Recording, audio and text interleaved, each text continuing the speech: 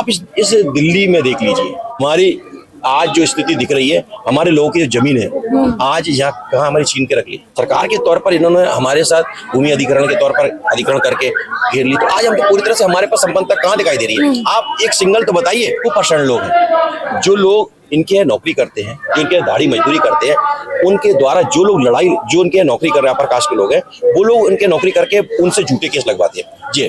लेकिन और बताते क्या है कि पिछड़े वर्ग के लोगों ने उन पर अत्याचार किया। जो हमारी मीडिया है उसमें हमारी हिस्सेदारी कहाँ है?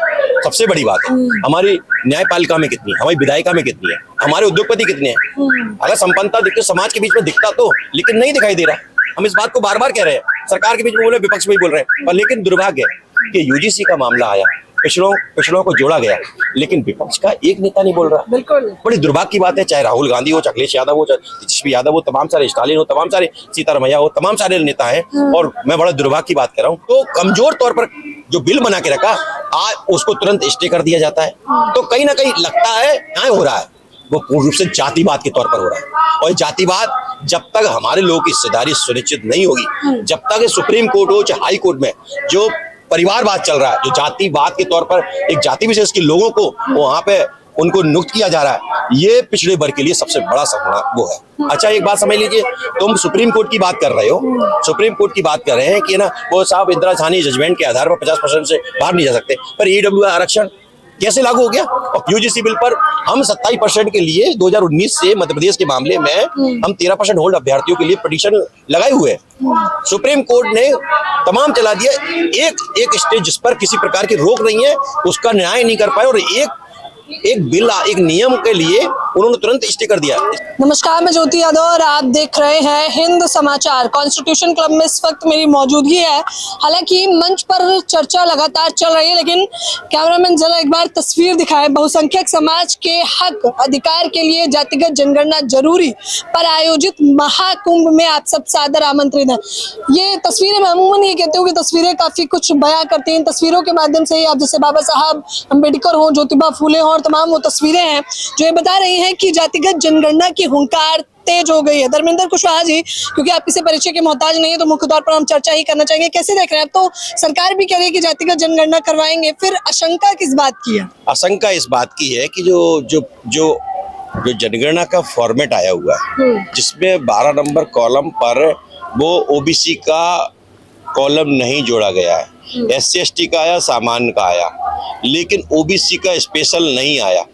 तो जिस शंका की हमें जो देखने को मिल रहा था वो हमें स्पष्टता दिखाई दे रहा है। और हमें तो पहले से पता था कि जो पूरे देश में आवाज बनी थी पिछड़ों की, वो पूर्ण रूप से हर जगह से विपक्ष हो चाहे सामाजिक न्याय के लोग हों, वो इस बात को कह रहे थे कि जनगणना होना चाहिए। उस मुद्दे को खत्म करने के लिए बस कह तो दिया, लेकिन उनके मन और दिमाग में जो कहने का मतलब है चोरपन था, वो स्पष्टता सरकार के द्वारा दिखाई देने लगा। और पिछड़े वर्ग के साथ धोखा हो गया।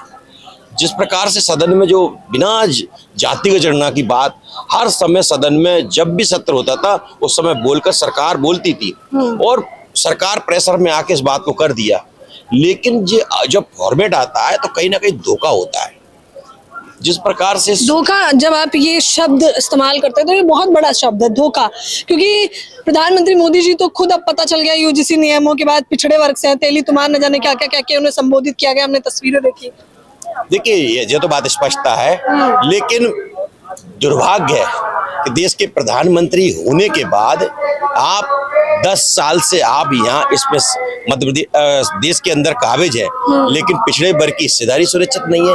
मंडल कमीशन 92 के बाद 2 सिफारिश 38 सिफारिश आज तक लागू नहीं हो पा रही। सुप्रीम कोर्ट, हाई कोर्ट के अंदर आज भी हमारा हिस्सेदारी नहीं है। वही सभी अपर कास्ट के जज बैठे हुए हैं। आपने देखा हो यूजीसी बिल को लेकर कि आप नियम बनाते हैं और उसके बाद में हाल ही उस चैलेंज किया जाता है और हाल ही उसमें स्टे हो जाता है। तो कहीं ना कहीं ऐसा लगता है कि इस नियमों में सुप्रीम कोर्ट इस बात के लिए खुद बोलता है इस नियम को बनाया जाना चाहिए। सरकार ने ओबीसी को पहली बार रखने के बाद हमारे साथ तो एक धोखा कर दिया। हमारे पास नहीं था तो हम सोचते थे कि हमारे जो बच्चों के साथ जो हमारे छात्र थे, जो हमारे प्रोफेसर थे, जिनके साथ यातना होती थी, प्रताड़ना होती थी, उनकी हत्या तक हुई है, उन्होंने शहादत दी है अपने समाज के लिए लड़ने के लिए, उनके साथ जिस प्रकार से सरकार के द्वारा जो कमजोर तौर पर जो बिल बना के रखा, आज उसको तुरंत स्टे कर दिया जाता है। तो कहीं ना कहीं लगता है कि ये जो न्याय हो रहा है वो पूर्ण रूप से जातिवाद के तौर पर हो रहा है, और जातिवाद जब तक हमारे लोगों की हिस्सेदारी सुनिश्चित नहीं होगी, जब तक सुप्रीम कोर्ट हो चाहे हाई कोर्ट में जो परिवारवाद चल रहा है, जो जातिवाद के तौर पर एक जाति विशेष के लोगों को वहां पे उनको नियुक्त किया जा रहा है, ये पिछड़े वर्ग के लिए सबसे बड़ा सपना वो है, एक अभिशाप है कि जब तक ये लोग रहेंगे तब तक सामाजिक न्याय इस जो 65% आबादी वाले ओबीसी वर्ग है उनकी हिस्सेदारी नहीं हो पाएगी और ना हमको न्याय मिलेगा। यूजीसी बिल पर हम 27% के लिए 2019 से मध्य प्रदेश के मामले में हम 13% होल्ड अभ्यर्थियों के लिए पिटीशन लगाए हुए हैं। सुप्रीम कोर्ट ने तमाम चला दिया, एक स्टेज जिस पर किसी प्रकार की रोक नहीं है उसका न्याय नहीं कर पाए, और एक बिल एक नियम के लिए उन्होंने तुरंत स्टे कर दिया। इसका मतलब लगता है कि आज भी जातिवाद इस सीट पर बैठ के शपथ तो लेते बाबा साहब के संविधान की, लेकिन वो मनु की भी दिल दिमाग में उन विचार को रख के करते हैं। अच्छा, मुझे यही पूछना था क्योंकि आप मध्य प्रदेश से भी हैं, आप अधिवक्ता भी हैं और ओबीसी महासभा में एक बड़ा पद भी है। अब मैं देख रही हूँ कि आप लोग जब भी मैं अमूमन आती हूँ हम देखते हैं कि ओबीसी महासभा का एक बड़ी यात्रा चल रही है, आंदोलन चल रहा है, प्रदर्शन चल रहा है। बावजूद इसके मध्य प्रदेश में जहाँ 27% आरक्षण सुनिश्चित करने की बात लंबे समय से चली आ रही है, अब तक मिल नहीं रहा है। क्या दोहरा चरित्र नजर आता है प्रशासन का? देखिए, सरकार का दोहरा चरित्र आता है। ये 25 साल से पिछड़े वर्ग के मुख्यमंत्री हैं, चाहे उमा भारती हो, बाबूलाल गौर हो, शिवराज सिंह चौहान हो, आज मोहन यादव है। ये पूर्ण रूप से आरएसएस के, ये पूर्ण रूप से वफादार, उनको क्या बोला जाए, गंदा शब्द के तौर पर वो हैं, क्योंकि वो उनके मुंह उनके पट्टा बना हुआ है। जब तक आरएसएस नहीं बोलेगा, जब तक उनकी पार्टी नहीं बोलेगी, तब तक इनके साथ न्याय नहीं हो सकता। दुर्भाग्य पूरे भारत के अंदर सबसे कम रिजर्वेशन 14% मध्य प्रदेश में, जिसकी आबादी 70% आबादी है, वहां पे 5% अपर कास्ट के लोग हैं और वो आज 55% रिजर्वेशन ले रहे हैं। अच्छा, एक बात समझ लीजिए, तुम सुप्रीम कोर्ट की बात कर रहे हो, सुप्रीम कोर्ट की बात कर रहे हैं कि ना वो साहब इंदिरा साहनी जजमेंट के आधार पर 50% से बाहर नहीं जा सकते, पर ईडब्ल्यूएस आरक्षण कैसे लागू हो गया? और क्या लागू हुआ तो मध्य प्रदेश पर नहीं जाता क्या? अगर उसको 50% की कैप को मान रहे हैं तो वो तो 65% हो रहा है उसका। अगर उसको मान के चले 50 और 10 60% हो रहा है, तो क्या 50% ये उनके लिए हमारे लिए हो सकता है? ऐसा कहाँ ऐसा है?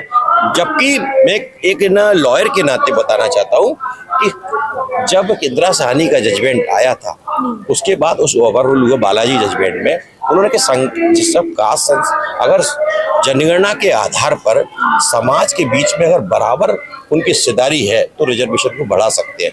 तो जब मध्य प्रदेश में जो स्थिति बनी हुई है कि जब उनकी संख्या होने के बाद 14% दे रहे हैं।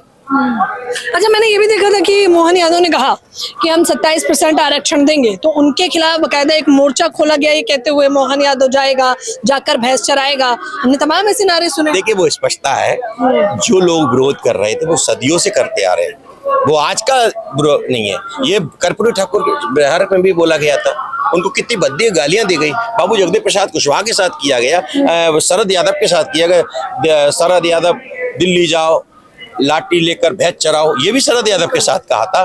तो ये तो उनकी मानसिकता दिखाई दे रही। वो में बड़ा दुर्भाग्य है, जो लोग मोदी जी को हिंदू सम्राट बोलते थे, मोहन यादव को सनातन का राजा बोलते थे, सनातन का रक्षक बोलते थे, आज वो भैंस के तरह से बोल रहे हैं और नरेंद्र मोदी को तिलिया कहकर संबोधित किया जा रहा है। आज वो अभी साक्षी महाराज ने भी बोला था, मैं साक्षी महाराज की बात के लिए सलाम करता हूं उनको, इस बात का जय भीम बोलता हूं कि उन्होंने थोड़ा सा दर्द तो आया। मैं इसलिए कहूंगा कि जो मंडल को रोकने वाले लोग थे, यदि थोड़ा सा भी अब जो कमंडल के तौर पर आए थे अब उन्हें मंडल की सोच आ रही है, तो ये खुशी की बात है। और वो स्पष्टता भी आ गई है कि बिना फूले अम्बेडकर के, बिना कबीर के, बिना बुद्धा के, बिना ईसा के ये देश नहीं चलेगा। ये बात और स्पष्टता भी है कि बिना पिछड़े, बिना दलितों की हिस्सेदारी के सुनिश्चित हो, जब तक सुनिश्चित नहीं होगी देश जिसे सोने की चिड़िया तब तक नहीं बन पाएगा। ये झूठी कहानी है। अच्छा कुशवाहा जी, जब भी हम आपसे बात करते हैं, अच्छा मैं तो देखती हूँ टीवी चैनल ने बकायदा ये नैरेटिव सेट कर दिया है कि ओबीसी तबका तो सबसे दबंग और सबसे विलन तबका है। विलन बताया कि आप लोगों को हमेशा पोर्ट्रे किया जाता है। यूजीसी के नए नियमों में हमने बार बार देखा, मैंने कितने सारे आंदोलन कवर किए, वो कह रहे हैं कि ओबीसी को काहे शामिल कर लियो, ये तो खुद प्रताड़ित करता है। जब ऐसी दलीलें सुनते हैं तो क्या प्रतिक्रिया रहती है? देखिए एक बात है, जिस प्रकार से जो मनुवादी मीडिया है वो पूर्ण रूप से जो प्रचार कर रही है कि यूजीसी बिल में केवल वो उस तरह से डराने का काम कर रही है कि वो एट्रोसिटी एक्ट के तहत इसको उस तरह से देख रही है, जबकि ऐसा नहीं है। वो एक कमेटी बनेगी, कमेटी के आधार पर जहाँ किसी बच्चे पर, किसी छात्र पर, छात्राओं पर या प्रोफेसर पर किसी प्रकार की यात्रा होती है, प्रताड़ना किया जाती है, उसको हरेसमेंट किया जाता है या उसके साथ अन्याय होता है, तो वो कमेटी पूर्ण रूप से उसका रिपोर्ट दर्ज करेगी और उसके आधार पर फिर रिकमेंड करेगी। मेरा सवाल ये है कि ओबीसी को विलन क्यों दिखाया जा रहा है? मैं तो जब भी देखती हूँ आप लोग आंदोलन ही करते रहते हैं, बावजूद इसके आप लोगों को बता दिया गया है कि ये तो संपन्न तबका है, इसको कुछ नहीं देना चाहिए।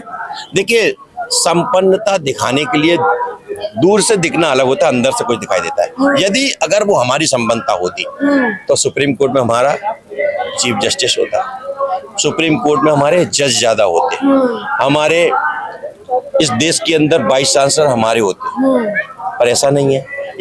यहाँ पर हमारे आईएएस कितने होना चाहिए था वो नहीं है, हमारे इंजीनियर कितने होना चाहिए नहीं है, तो हमारे डॉक्टर नहीं है। तो कहीं ना कहीं संपन्नता कहाँ से दिखाई दे रही है?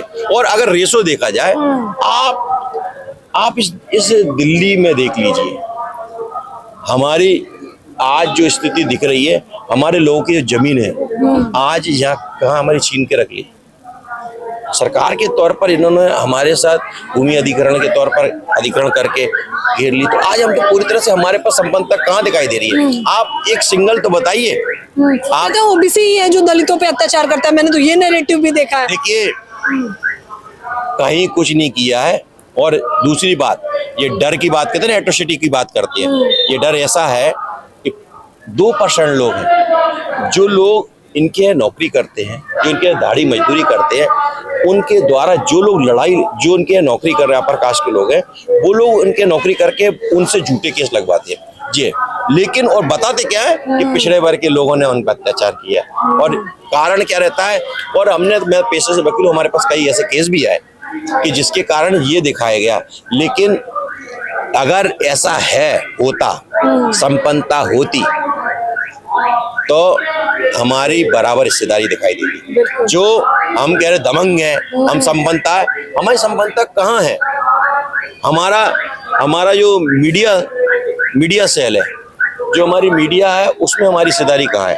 सबसे बड़ी बात है हमारी न्यायपालिका में कितनी है, हमारी विधायिका में कितनी है, ये हमारे उद्योगपति कितने हैं? अगर संपन्नता दिखते समाज के बीच में दिखता तो, लेकिन नहीं दिखाई दे रहा। समाज के बीच में यही तो हमारी लड़ाई है, सामाजिक न्याय हमारा यही तो है। हम इस बात को बार बार कह रहे हैं, सरकार के बीच में बोले, विपक्ष में भी बोल रहे हैं, पर लेकिन दुर्भाग्य है कि यूजीसी का मामला आया, पिछड़ों को जोड़ा गया, लेकिन विपक्ष का एक नेता नहीं बोल रहा। बिल्कुल, ये बड़ी दुर्भाग्य की बात है। चाहे राहुल गांधी हो, अखिलेश यादव हो, चाहे तेजस्वी यादव हो, तमाम सारे स्टालिन हो, तमाम सारे सीतारमैया हो, तमाम सारे नेता हैं, और मैं बड़ा दुर्भाग्य की बात कर रहा हूँ, मुख्यमंत्री नहीं बोल रहे, पार्टी के अध्यक्ष नहीं बोल रहे, लेकिन पिछड़े वर्ग के जो सांसद हैं, विधायक हैं, वो गूंगे हो गए हैं, मुंह सुल दिया है। जिनके वोटों से, पिछड़े वर्ग के वोटों से तुम्हें सदन में पहुंचाया गया, तुम नहीं बोल रहे हैं, लेकिन उनके नेता बोल रहे हैं, खुलकर विरोध कर रहे हैं। प्रियंका चतुर्वेदी देख लीजिए, उनका आम कह रहे हैं कि -40 पे आप लोगों का एडमिशन हो जा रहा है। मतलब उनका जहर सामने आ रहा है और मेरे समाज का। लेकिन मैं स्पष्टता कहना चाहता हूँ उन अपने ओबीसी के सांसदों को, विधायकों को, और जो पार्टियां बना के रखे हैं कि निश्चित ही पिछड़े वर्ग के लोग भी समझ चुके हैं कि अब अगर आप नहीं बोले तो 2028 का हो तो 27 का हो, चाहे बिहार उत्तर प्रदेश का चुनाव हो, वो पूर्ण रूप से पिछड़े वर्ग के लोग खुद सच्चा होकर अपने लोगों को बनाने का काम करेंगे, विधायक सांसद बनाएंगे, जिससे कि हम इस बिल को मजबूती से कराएंगे। और जो जनगणना का मुद्दा है, जो मुझे जानना है कि जातिगत जनगणना में आपने सीधे तौर पर कह दिया क्योंकि ठगा गया है, और ये मेरा आखिरी सवाल भी है आपसे, तो अब आप लोगों की क्या मांगे हैं कॉन्स्टिट्यूशन क्लब से, राजधानी दिल्ली से क्या पहुंचाना चाहते हैं? देखिए, हम लोग अब स्पष्टता है,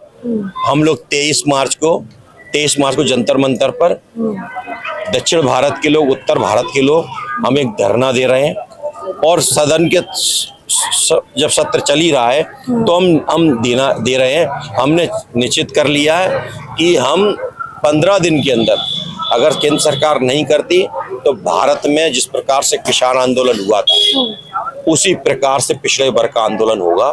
और जब तक नहीं हटेंगे, जब तक कि ये कॉलम को जोड़ा नहीं जाए, दूसरा यूजीसी बिल को मजबूत नहीं बनाया जाता, तब तक हम हटेंगे नहीं। चाहे रेल रोकना पड़े, चाहे हमें सड़कें जाम करना पड़े, हाईवे जाम करना पड़े, ओबीसी महासभा हर तरीके से 18 राज्यों में हर तरह से लड़ने के लिए हमें तो पता है कि एक छोटी सी बात कहूंगा कि जो दबाने का काम केंद्र सरकार कर रही है, प्रदेश सरकार कर रही है कि हम आंदोलन करते हैं तो हमारे 400 500 लोगों पर केस लगा देते हैं, और जब वो लोग जो आरक्षण विरोधी है, संविधान विरोधी है, वो आंदोलन करते हैं, उन पर जिस प्रकार से गालियां दी जा रही हैं, हमारे बच्चों को दे रहे हैं, हमारे छात्रों को दे रहे हैं, थानों में घुसकर बोल रहे हैं तो गोली मार दी जाएगी, गालियां दे रहे हैं, तो कपड़े उतारो जैसी बातें कर रहे हैं, उतारने वाली बात कर रहे हैं। तो निश्चित ही हम उनको बताना चाहते हैं कि ये ना सोचे कि अशोक ने बुद्ध को अपनाने के बाद ये ना तलवार को भी उठा सकता है, तो अब ओबीसी वर्ग उसी प्रकार से उठाने का काम करेगा, हर तरीके से लड़ने के लिए सक्षम है,